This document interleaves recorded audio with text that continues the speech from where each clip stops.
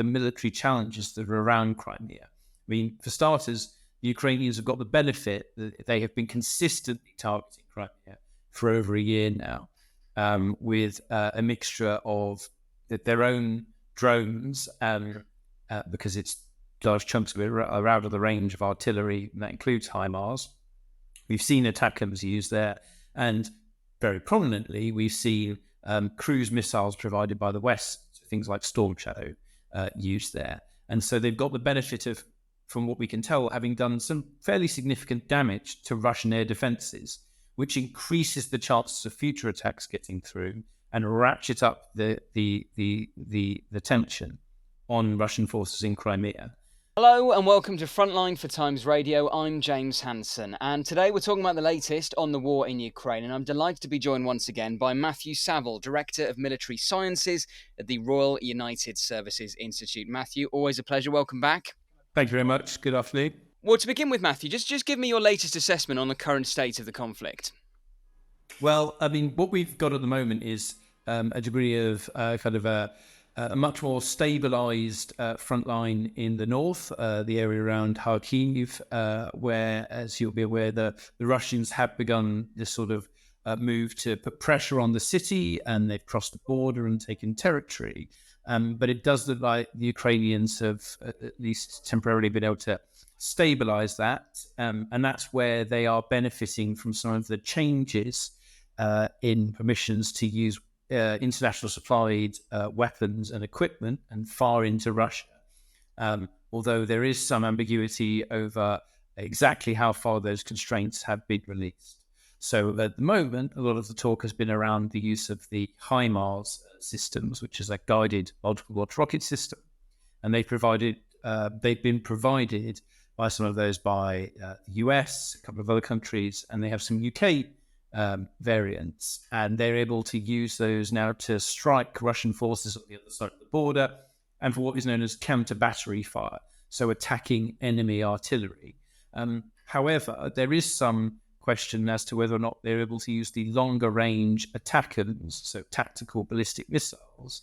And the reason why that matters is because that's got a range of up to 300 kilometers, and with those, they'd be able to threaten some of the air bases that are further back in Russia, from which both helicopters and Russian jets launching bombs, both against Kharkiv and against Ukrainian frontline forces. That's where they fight from.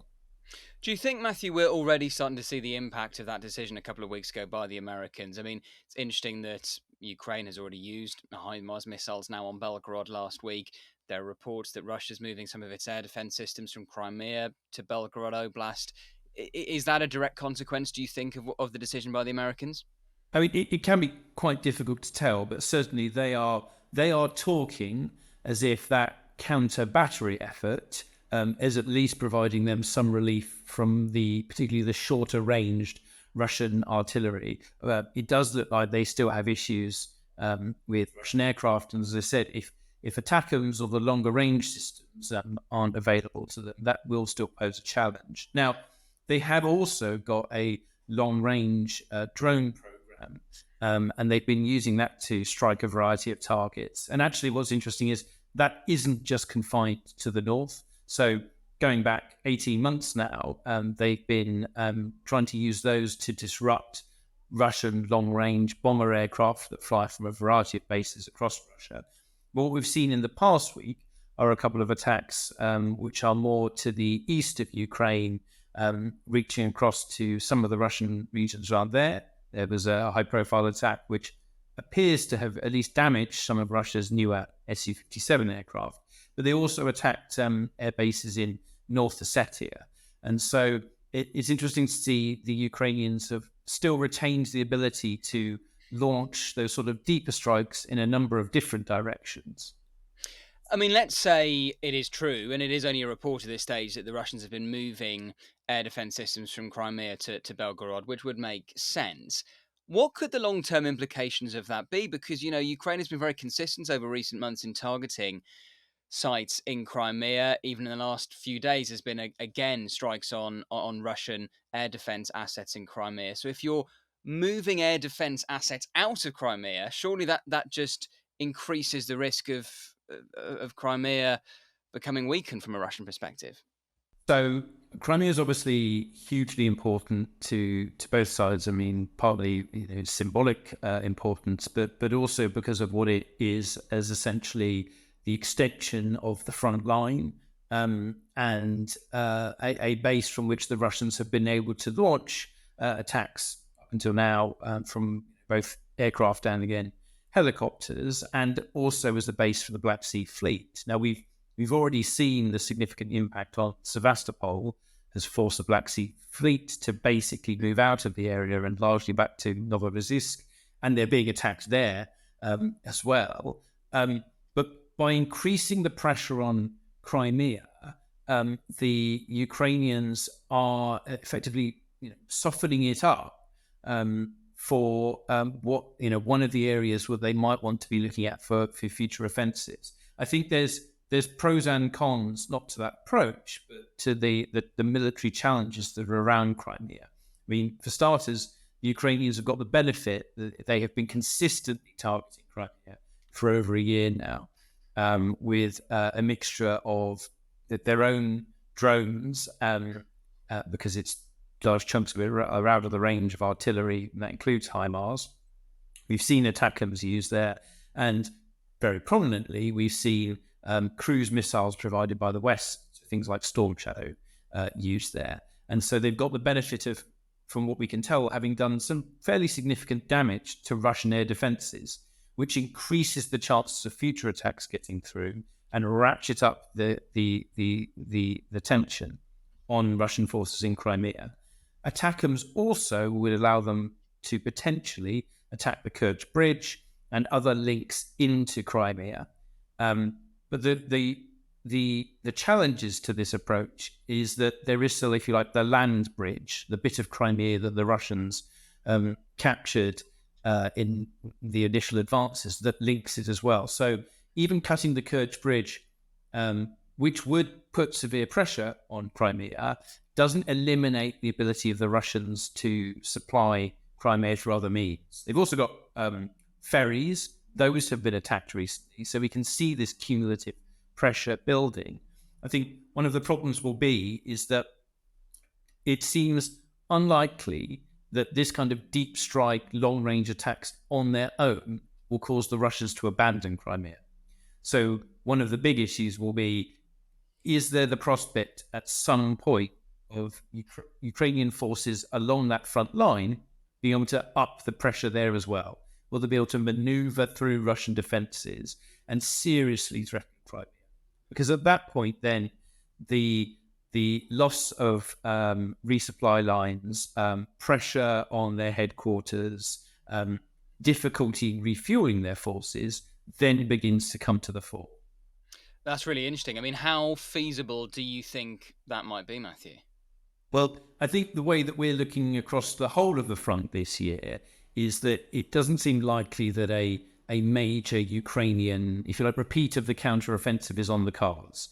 They've still got a lot of work to do to shore up their physical defenses, to recruit personnel, and to bring newly trained personnel together with a still, what's required a fairly significant influx of material support from international partners. So that the recent supplemental from the US is only the start. We're seeing more pledges from other international partners. But in truth, what they probably really want to do is rebuild that force for next year, along with a fairly significant recruitment drive. And they are still somewhat on the defensive in other parts of the country. So if we're looking at the bigger picture, it does look like, whilst the Russians are being pressured now in a number of directions by the Ukrainians, as you say, might be having to move air defenses around, on the ground, the pressure along that eastern front and out of the Donbass and on from Avdiivka is still there. And so that looks like that is still focused on Chasiv Yar because of how that would, if captured, potentially unlock further inroads. And so there was a lot of speculation and I think good analysis that the Kharkiv advance wasn't really intended to capture the city. It was intended to pressure the Ukrainians. So they in turn had to move some of their forces around to shore up their lines. And There's been so much talk about Ukraine's air defense capacity over recent weeks and months and the need for Patriots, etc.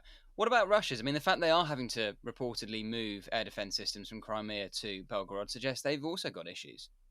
Yes, I mean they've got their air defences in and around sort of Russia proper, as opposed to what they've lost in Crimea, are probably still pretty significant, and they can obviously move essentially weapons around on all of their interior lines. But one of the striking things has been that although the success rate that the Ukrainians appear to have had with some of their drone strikes has been very variable, they are still getting through to some degree. So they've had periodic attacks against Moscow, very long range target, and not done serious damage. But that's obviously of concern to the Russians. The more recent attack on the Su-57s, which in theory should have been a well defended target, will have caused some consternation for the Russians. I mean, it hasn't played a huge role in the conflict so far, but as a prestige target, it doesn't look great when it's basically taken out on the runway. There's a question there about the extent to which the Russians have got physical defenses in place. Many of the Ukrainian drones that we're aware of don't have large warheads or penetrating warheads when compared to something like Storm Shadow. And some of these attacks could have been prevented by basic physical defenses like aircraft shelters. And yet they keep having aircraft and helicopters caught out in the open. So there appear to be some challenges for them in terms of defending that very, very long, if you like, frontier with Ukraine, and the Ukrainians' ability to get what in some cases are quite low profile drones through. That they, from what we've seen of what's been recovered, they're using a combination of some relatively slow but propeller driven aircraft that are quite low profile, and some shorter range but jet powered drones, some of which, if you like converted target drones, basically. I wanted to ask you, Matthew, about some comments from the Chief of Aviation in the Ukrainian Air Force. He says F-16s could be stored outside of Ukraine to avoid them being hit by Russian strikes. I mean, on the face of it, that seems entirely sensible. What is your reading of that? So it's been a factor in the war so far that, in essence, a significant proportion of the Ukrainian, if you like, logistics chain is actually one that sits outside the country and is coordinated by the international partners in getting materiel into country. And that has given it a degree of protection from Russian direct strikes. There is obviously some suggestions from a number of countries now that the Russians are effectively trying a covert sabotage campaign. And that needs to be watched given their record of, if you like, subversion and sabotage activity anyway. But that external chain is kind of fundamentally protected at the moment by NATO deterrence. So you can see how the Ukrainians might like something similar to happen with F-16s. I think it will be an interesting debate as to how people see the escalation risk if they think that those jets would be operated from other air bases. So if, in essence, you are flying strike missions from an airbase in another country, a neighboring NATO member, against Russian aircraft and then flying back to those bases, there would be a question of, would that be sort of tempting a Russian response? Because they would effectively be, a target like any other airbase. Now, it's not clear if that was what was meant, or as if, in essence, they would move there as part of a leg before flying into Ukraine and then being operated, which will become a much more difficult environment. And I think on that score, this is another case where any new capability is good if you're Ukrainian, but looking at the impact that things like F-16s or the Mirage jets that have been recently suggested by the French, they're still going to be going into quite a difficult air-to-air and Russian ground-based air defense threat environment, where they're going to face a lot of challenges. So those will help if you like, and particularly if the Ukrainians can find novel ways to use them or to draw in Russian aircraft. But I think some of the aspirations for F-16s to, if you like, turn the tide in the air are at the moment over optimistic. You mentioned the escalatory risk. How would you assess that at the moment, Matthew? I mean, it's interesting. We've had a Russian military plane reportedly violating Finnish airspace earlier this week. We've had Russian and Belarusian troops starting the second stage of tactical nuclear drills. Is this more saber rattling, or should we take the escalatory risk more seriously? Well, I think the escalation risk has always been taken seriously, but that doesn't mean that the advantage has always been given to the Russians. In other words, they have used a lot of rhetoric that has been intended as signaling. On several occasions, their bluff has been called. And I think the approach of ratcheting things up that international backers have taken has largely speaking worked when you look at the aggregate in terms of the scale of international support. The casualties inflicted on the Russians has been enormous, and all sorts of weapon systems have been provided. I think there have and will continue to be question marks over the pace of the decision making. So whilst it seems possible that had all of this been done at once, that would have, like back in 2022, there's a question of whether or not the Russians would have massively escalated at that point. And actually, the incremental approach has done to them what they've spent years doing to the West. But the alternative is that at times, if you're Ukrainian, you would legitimately argue it always feels like the support is a bit late, and the decision that was inevitably going to be taken always seems to have been, essentially a few months after it would have been ideal. I think that's a roundabout way of saying I think they'll be looking at this quite closely. But what is interesting is we haven't seen a massive Russian response to, for example, the HIMARS use or ATACMS going into Crimea, which for a long time some countries saw as tremendously controversial, whereas the UK effectively, once it provided Storm Shadow, did so with no caveats inside Ukraine. And now we see that debate play out again with some ambiguity, some of which could plausibly be deliberate to keep the Russians guessing. And just finally, Matthew, I mean, it is interesting. There are signs in recent weeks that maybe the West is starting to double down in its support for Ukraine once again. It goes through phases. I mean, not only have we had the President of the European Commission, Ursula von der Leyen, saying the EU will send Ukraine 3.4 billion euros this summer. She's also talking, potentially more significantly, about actually starting accession talks now for Ukraine, joining the EU. And then on top of that, we've also had the US saying it's going to lift its ban on supplying weapons to the controversial Azov Brigade. Very briefly, because I know you're tight for time, just explain who the Azov Brigade are and what the significance of supplying them may be. Well, so I mean, this is where you get to that sort of the heart of some of the counter narratives that are used. So the Azov Brigade has in the past been associated with some of those more worrying elements in Ukraine, with a sort of far right background, and they are at front and center of the Russian narrative of sort of Nazis in Ukraine.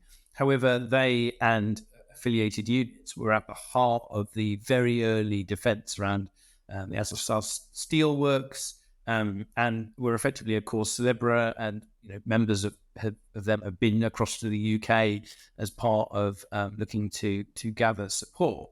So they sit at this sort of nexus of claim and counterclaim about who is actually fighting for Ukraine. What the Americans have done there is effectively they have legislation that means if they're going to support units, they have to assess that unit's likelihood of being involved in sort of human rights breaches and other egregious behaviour.